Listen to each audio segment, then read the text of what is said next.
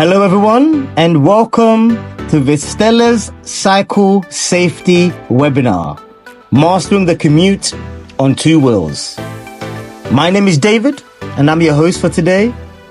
And I'm joined by a special guest, Chris, who worked for around 10 years as an on-road cycling instructor in London, from Wembley to Wanstead and north and south of the river, teaching several thousands of people to cycle safely and confidently. This covered everything from teaching complete beginners to ride to delivering national standard cycle training for primary school pupils and adults at all levels, from new to experienced commuters. Much of the later training he did was for groups of professional drivers as part of their continuous professional development training, getting them out from behind the windscreen to experience the road from a cyclist's point of view. Welcome, Chris. Thank you very much, David. Thank you so much for inviting me on. It's a pleasure. You're most welcome. I'm so excited to have you on here. All your knowledge and all your know-how. I'm sure you're going to give so much value to our viewers today. Firstly, just tell us a little bit about yourself, your background. How did you first start cycling? And how did you get into instructing? Well, I've got a confession to make. I'm one of the world's least likely cyclists, right? I didn't actually learn to ride a bike until I was well into my teens. Tried learning as a kid, like on a playground or whatever, fell off, didn't like it, gave it up until a mate of mine later on sort of said, this is ridiculous, right? Learned to ride. Now, this is again another confession. I learned to ride basically by just rolling down a slope, right? Walking back up, doing it again until I got me balance and then started pedaling. So there's more than one way of learning. But then for years I didn't cycle. I had a job where I was doing driving around Essex, monitoring government training schemes. And I did at least 100,000 miles. I mean, I was driving a lot. It was only when I started working at an office in town and other people started turning up on bikes that I thought, hey, that looks like a good idea. Maybe I could do that. And I thought about it, but didn't actually do much about it. And then afterwards, when I had, different jobs, I thought, okay, might as well start cycling. So I just basically pitched in, okay, made all the mistakes in the book, right? Okay, this is one reason why I can tell people what not to do, because I've done it all myself. Yeah. If you told me, back in the day when, right, that I was going to end up being a professional cycling instructor, I'd have laughed at you, okay? But one of the things I did, I got made redundant a couple of times, decided to retrain as a teacher because I've got that in the family. And then after a while, I decided to move out of secondary and further education. Decided I needed a change. I wanted to work more part-time to start working on writing stuff. So I retrained again as a cycling instructor. And at that point, it's really interesting because the first thing you do when you train as an instructor is the training that you're going to deliver to other people. Now, at that point, I knew because I'd used a cycle computer, I'd already clocked up at least 10,000 miles on road in London. So I thought I knew it, okay? It changed the way I rode. Because all of a sudden, what I started to realise was that all of the areas of difficulty, all the incidents, all the problems I've been experiencing, there were reasons for them and ways to avoid them. And that really was where things changed. And from that point on, not only was I, doing a lot of training, right, for a number of years, but the thing I could say to people with honesty is that every time I went out on the bike, still applies. Every time I go out on the bike, what I use is what I was teaching people. So that's the thing. It is literally what I use every time I get on the bike. Anyway, that's my background, and that's how I got to where I was. Right? Okay. Oh wow! So you said initially your job was monitoring these schemes first before you actually started doing the actual training. Not these schemes, other training schemes. I was doing a lot of driving, monitoring government training schemes. Okay, youth and adult training schemes. But then, as I say, I moved into other areas, did different jobs. And that was where I saw people commuting to work, started to think I could do that as well. And then eventually I did start doing it. So when I was teaching, I used to basically commute back and forward, to the schools I was at by bike. That's when I started doing it actively. But it wasn't until I retrained as an instructor that I started seeing why I'd been having problems and what to do about it. I see. So you've been on both sides. You've seen it from both perspectives. I've made, as I say, every mistake in the book. Believe me. Awesome. That's very interesting. I didn't know that side of your background. So yeah, I mean, the whole objective of these webinars is just to give beginners all the know-how they need. Someone who's thinking, I want to start cycling to work. I'm feeling quite intimidated. I don't know what equipment to get. I don't know what routes I should look at. I don't know anything. So let's start from the beginning. So, like, if someone wants to start cycling, what things should they look into? What kind of equipment should they get? What gear should they buy? How should they decide what bike they should purchase? Just what's the beginning stages for that? All good questions. Let's start with the bike. What I always say to people is work out what sort of cycling you want to do. Because a lot of people, I think, because they see a lot of sport cycling, right, they tend to go out and get bikes with drop handlebars, stuff like that. Essentially ones that look like road racers, right? Yeah. Like the stuff they're using in the Tour de France. Tour de France, yeah.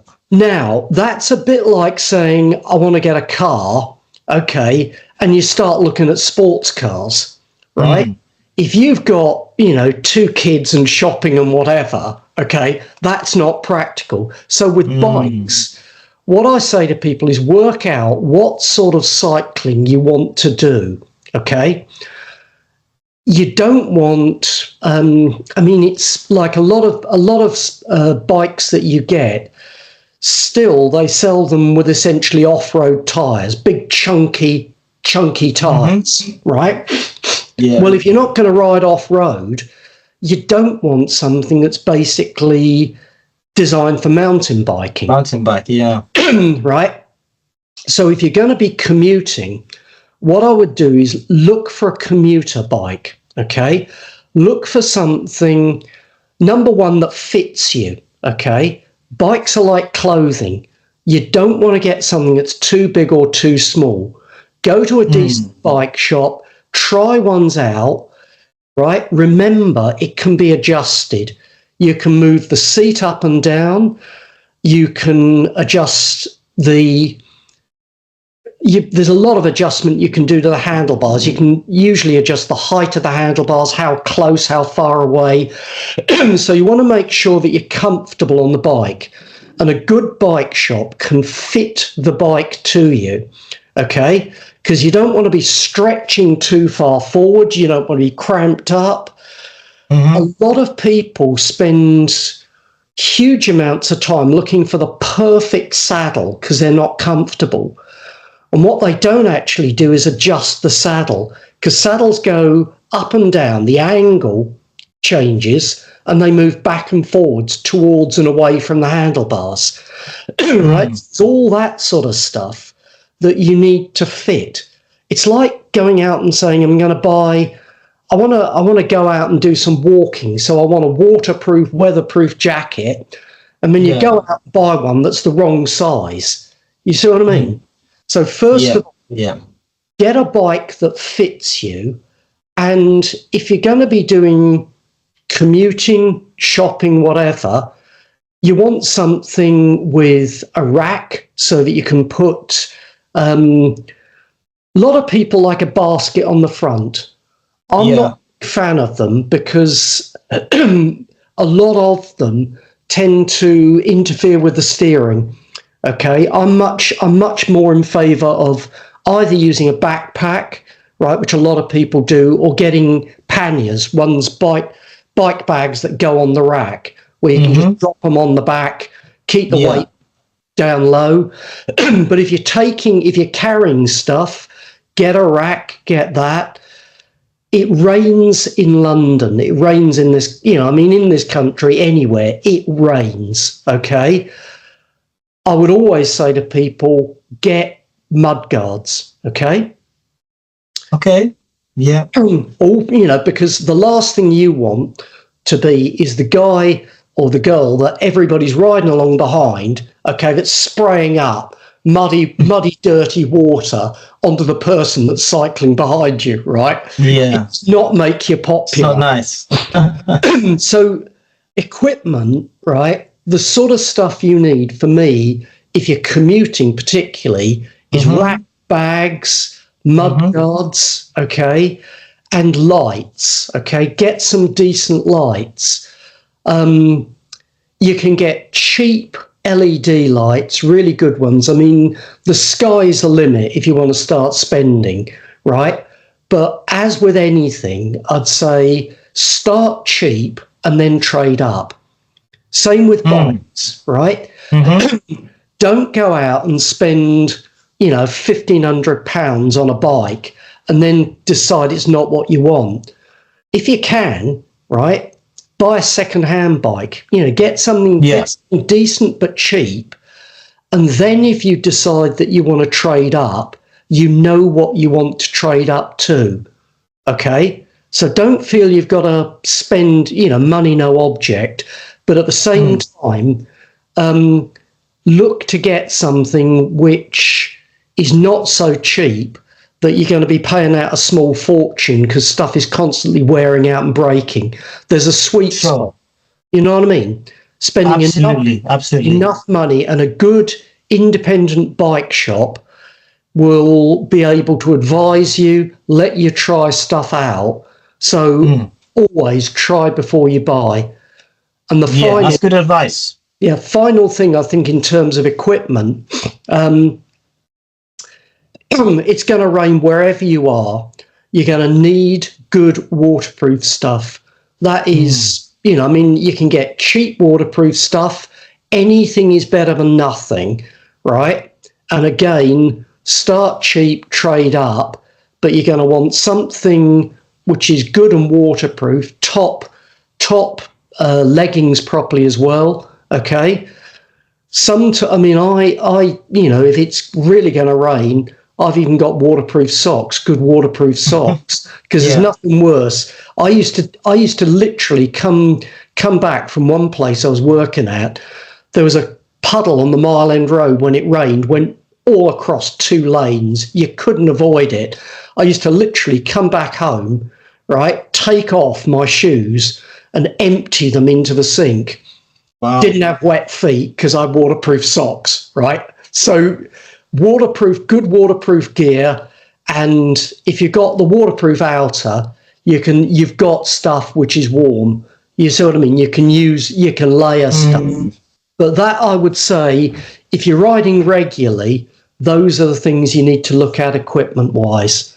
Anything else, there's all sorts of stuff you can get. I mean, we might come on and talk a bit later about basic tool set and whatever, but basically, you and the bike, right? That, I think, is the stuff that I would focus on. Okay, that's good. That's good. What about things like jackets, gloves, gloves. What you really need, David, okay, is a decent set of gloves. Okay, I've just got some brilliant ones, right? Thermal, reflective, great for signalling. Okay, I think you know what I'm talking about. Yeah, but yeah, good gloves, because again, when it gets to the winter, you are not going to want to be riding without anything on your hands. So good gloves, and again at night. You know, when you're looking to see and be seen, okay, gloves where you're signalling with reflective stuff on them are really practical. Yeah. So yeah, you know, definitely the gloves. Yeah. Okay, good. Okay, good. So what kind of general tips would you give to a beginner who wants to start cycling to work, besides the clothing? Any general advice, any general tips? What I would say is that I think a lot of people work on the basis that they can ride a bike. So they just get on and start riding. But I think what you've got to remember is that riding on road is different to riding a bike off-road, you know, or something like that. You see what I mean? It's a bit like saying, oh, no, I've learned to drive a car, right? My uncle taught me to drive going around the supermarket car park, okay?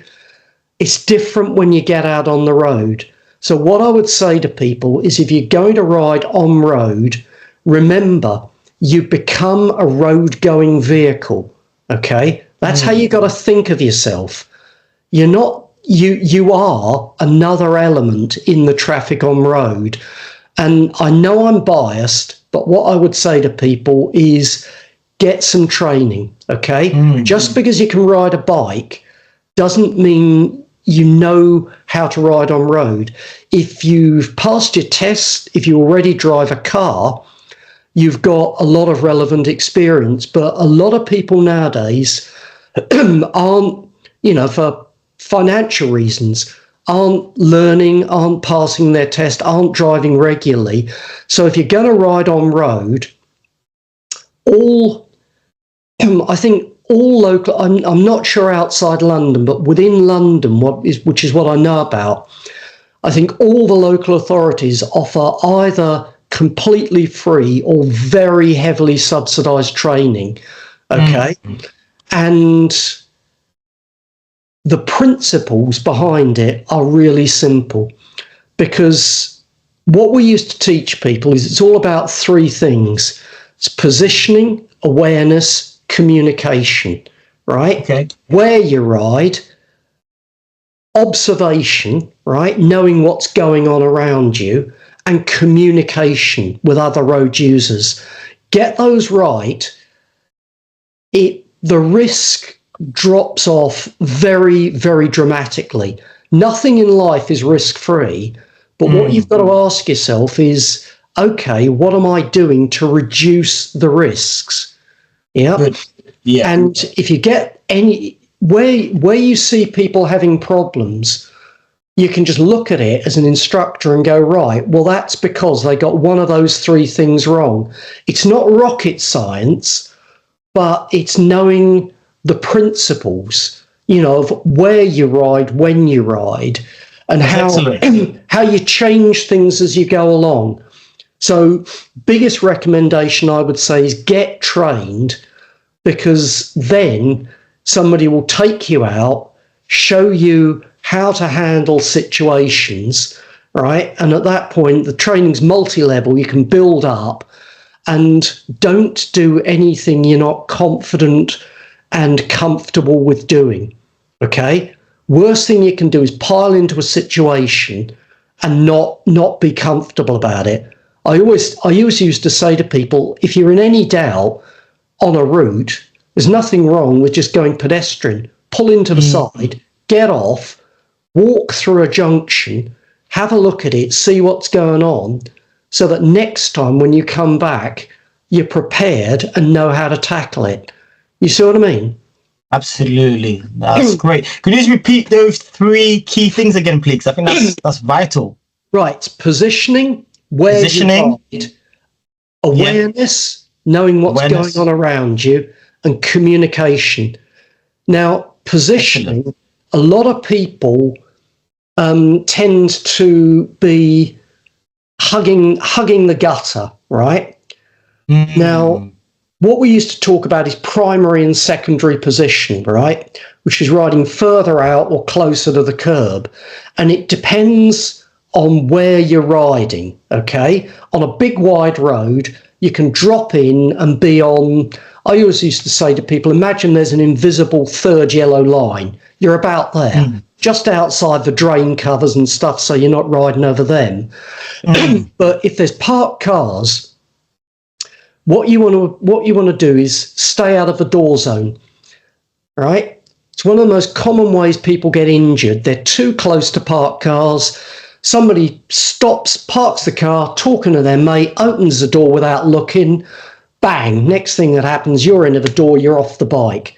Not a pleasant experience. So what you do is you've got to ride far enough away so that you can avoid the doors if they start to open, right? And that sometimes means that you have to do what we call taking the lane, where there is one lane and basically it's single lane, one vehicle. And if you're that vehicle, right, okay, you take the lane and people have got to wait to overtake if they want to, all right? So sometimes it's about being not aggressive, but being assertive and claiming the space that you need, but then moving back when you don't.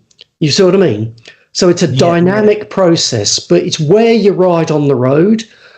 Awareness, I'm not a big fan of people going along on phones with headphones in and stuff like that, because you're cutting yourself off from information that's coming in. Yes. Right? You see what I mean? You've got to basically be looking. Be aware of your surroundings, yes. Yeah. The thing I found when I trained as an instructor was instantly my head was going round like one of those little nodding dogs in the back of a car. I was doing 100% more observation, because you need to know what's coming, okay? And then the final thing, communication. Problems come when people aren't sure what's going on, what other people are doing. And if you want to do something, right, first thing you've got to do is know who are you going to tell, right? Is there anybody there? And if you don't look, particularly if you don't look behind you, you don't know if there's anybody there to signal to. So first thing you do, check, right? Who am I signaling to? Who needs to know what I'm going to do? And then tell them what you're going to do. Communicate. Because most of the time, if you're polite, but polite and clear, people will go, all right, I know what they want to do, okay? And they will fit in, right? So absolutely, it's communication. You expect people to communicate with you by using their indicators and things like that. Your job is to communicate to them, right? So if you need to move out or whatever, if you're looking to signal, move across to turn, they're aware, they have a heads up on it. You know who you're signaling to, and you give them a clear signal. Don't look as if you're waving to your mate. You know what I mean? Be clear about what you're doing. So those are the basics. So where could people look if they're not sure on exactly how to signal correctly? Because I see people doing all sorts of signals sometimes. You have people doing a finger, you have people not doing it correctly. Right, okay, basically, point where you go and go where you're pointing. That's the golden rule, okay? So first thing, check. Who needs to know? Is there anybody behind me? Yes, okay. First thing you do is check. Have you got time to signal? Right? Check. Are they letting you move across? So you're always checking things like that. But then if you're going to signal, I always used to say to people, show them the back of your hand, right? 4 fingers together, thumb on top, nice and relaxed. Don't look, don't look as if you're scared rigid, but just clear, right, out, right angles to the body, show them the back of your hand, right, and basically just show them what you want to do, check everybody's going to let you do it, right, because some people you can signal all you want, they won't give way to you. So, you're always working on the basis that you've got to be smarter than a lot of other people out there, whatever vehicle they're on, bikes, cars, whatever. But basically, if you want to give them a signal, don't do the, sort of like one finger, don't do the waving to your mate thing, because that can be misunderstood. Show them a clear signal and just go, right. Apart from anything else, it makes you look confident because you're going, I know what I want to do. I'm telling you clearly. A signal is a request.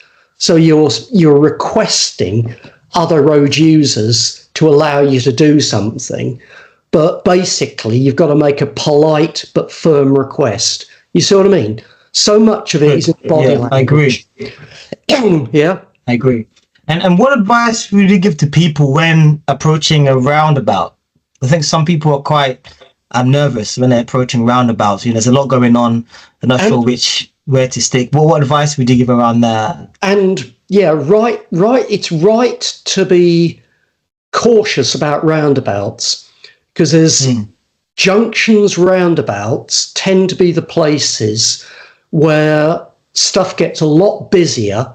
You've got to think about, you've got a lot more to factor in, and it's all going on at once, okay? The thing is with roundabouts, there's the rules, okay? Give way to your right, yeah?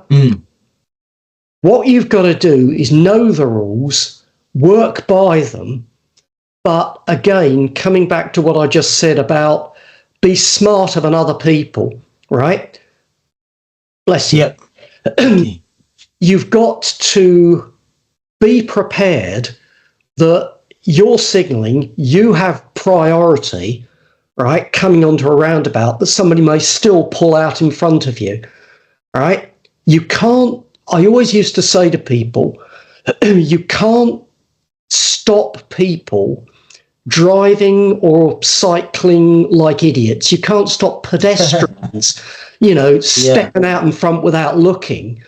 What you can do is stop their bad behaviour becoming your problem. You see what I mean?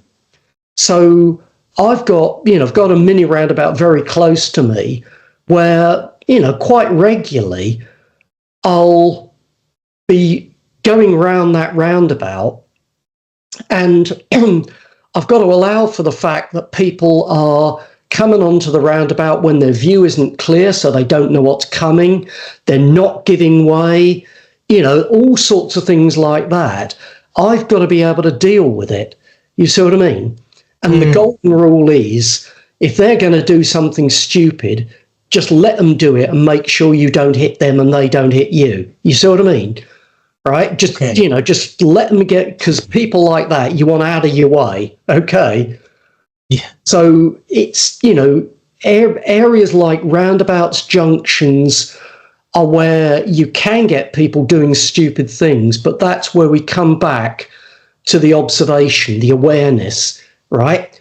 Even if you're doing all the right things, you've got to still be ready for people to do utterly stupid things and then go, right, if I hadn't known what I was doing, that could have all gone pear-shaped. You see what I mean? You've got to be smarter than them, and that is where the training comes in again. Okay, that's helpful. That's good. And regarding route planning, how would you suggest the cyclists should prepare for their journeys? Look at your level of experience, your level of confidence, what sort of riding you want to do. Do you want to do stuff that's mainly, as much as possible, off-road, on tow paths, through parks, things like that, okay? I tend to be a straight line cyclist. If I'm going from one place to another, I tend to work out the most direct route, okay?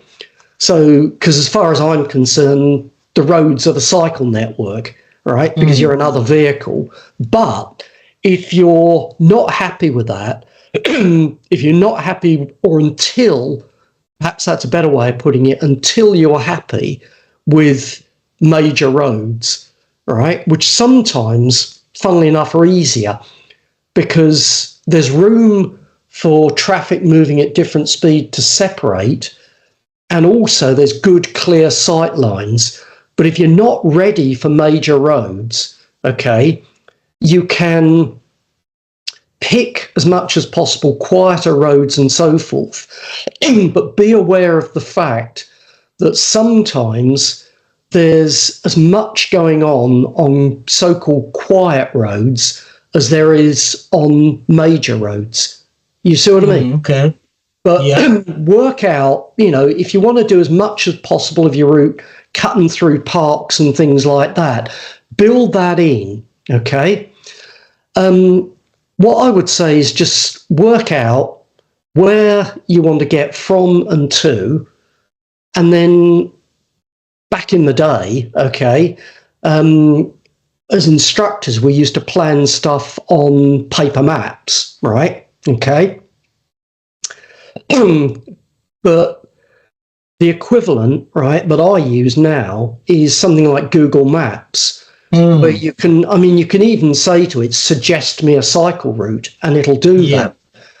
I think with experience, you learn that sometimes you think, no, I wouldn't take that bit, right? But if you're not sure where to start, that can make suggestions which are at least to some extent tailored to cycling. You can look at the route and see how the roads connect to places.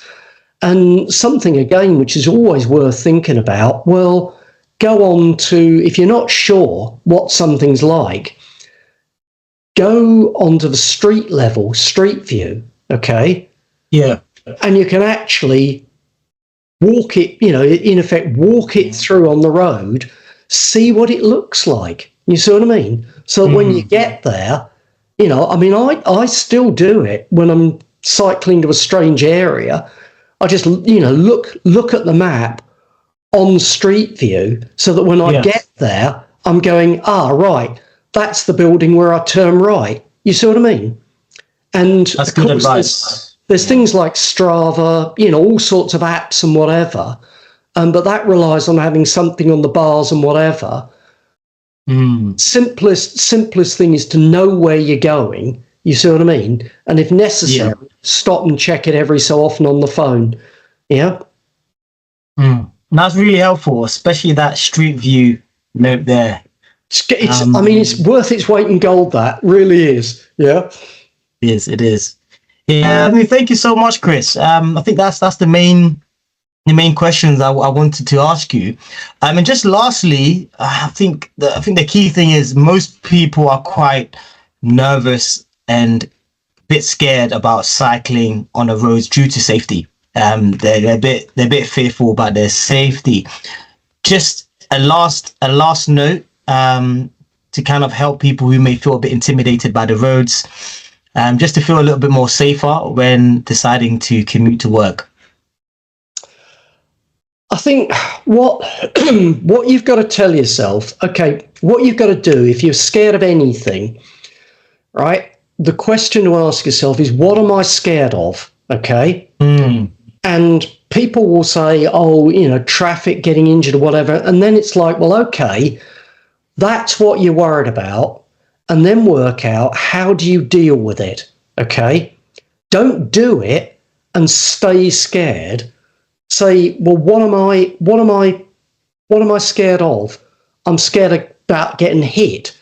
Well, first off, you've got to tell yourself that the people out there, right, are normal people like you. People become psychos as soon as they get in cars. What they can do is drive without attention, without thinking and whatever. So if you're worried about people doing stupid things, then you've got to say, well, okay, what can I do to take charge of a situation and make myself safer? You see what I mean? You know, it's all right to be scared. And the thing is, I always used to say to people when I was teaching them anything about cycling, look, nobody is born knowing how to do this stuff. But what you've got to do is say to yourself, if I've got a problem, if I'm worried about something, what is it? And then how do I deal with it? How do I find the solution? How do I get that confidence? You know, you can get bike buddies that will ride with you. You can get the instruction. You see what I mean? And it's a case of saying, you know, like, it's all right to be worried about it. That's human. What you've got to do is say, what do I do about it? Okay, and hopefully I've given people a few practical ideas, you know, and like I say, I've made all the mistakes myself, but what I do know is that once I got the training, right, life on road for me on a bike was a hell of a lot more enjoyable, right? A lot more stress-free. Yeah, that's been awesome. No, thank you so much, Chris. I think you're giving some wonderful insight. Thank you for inviting me. No, you're most welcome. You're most welcome. Thank you so much. Okay. All right, then. Take care. Bye-bye. Bye, everybody.